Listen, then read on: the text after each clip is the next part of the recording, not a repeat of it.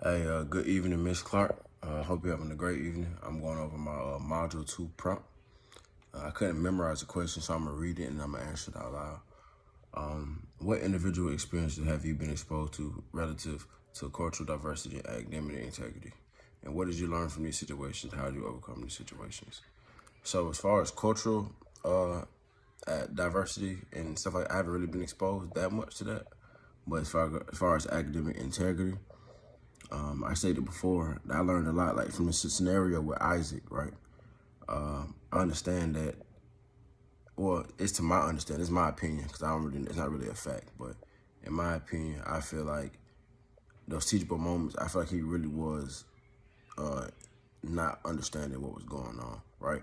And I've been there before. I remember I turned in a paper before, and outside of my sources, I just didn't do it correctly, right? So I didn't do it in APA format, or I'm not sure what format I did it in, actually. I'm not sure if it's APA, MLA, I'm not sure, but I just put quotations around the words, and I didn't put who said it or nothing like that. I just put quotations around it saying that, hey, these aren't my words, somebody else said it. And when I turned the paper in, and it came back with all these markers on it. I'm like, I felt I did the right thing, but again, I feel like my teacher or my professor at the time did exactly what Isaac's professor did, right? So in her scenario, she gave him a teachable moment, hey, this is going on. Now, fortunately for myself, I corrected mine the first time. Like, after she gave me the format, I looked into it, and, I made sure I was good to go. However, that wasn't Isaac's reality. Question number 2, as you begin developing your individual global ethical dilemma and what challenges you are facing with your topic. I missed that question, I'm gonna read it again.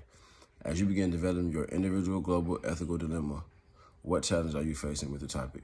So with my topic, I'm doing Russia versus Ukraine, like the invasion.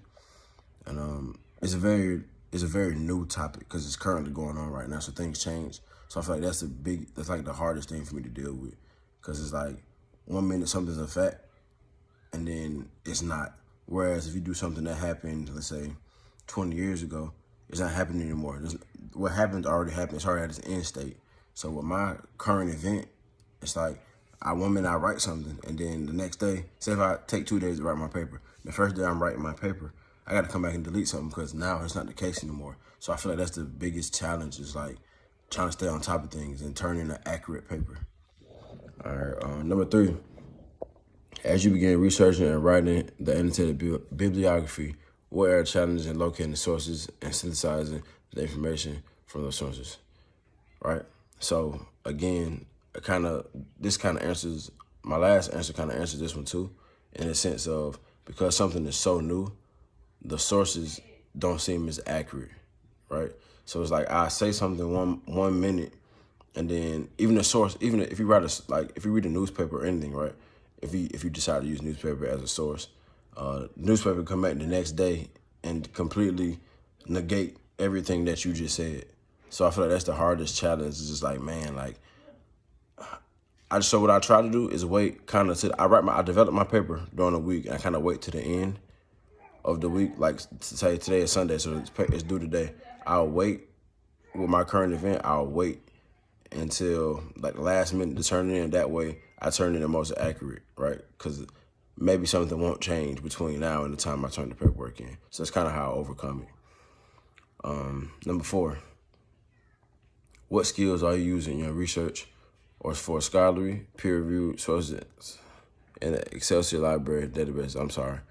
Provide a couple examples of challenges you face while using databases. So, not gonna lie, I had to watch a tutorial on how to use the Excelsior library. It's not an easy task at all. I'm not really that familiar with it. Excuse my background, it's my son back there making all the noise. But I wasn't really familiar with the use of Excelsior's library, because it's only my second class with Excelsior. I took ethics here, which is my last course, and then I'm taking this one. So I'm not too familiar with it, whereas I know some people probably been in Excelsior the whole time. I transferred from another school, and I'm completing my associate's degree now. So just the format of the library, they have it laid out, but it's just weird. It's hard to grasp. There's so many things everywhere. But one thing that's helpful is they got a lot of tutorials and a lot of walkthroughs and a lot of videos that Professor Clark created. on how to do certain things. So they kind of helped me out a lot. But finding peer-reviewed ones was hard for me. I didn't realize what was peer-reviewed, what was not. I didn't know how to categorize them. I didn't know how to filter which one I wanted to look at.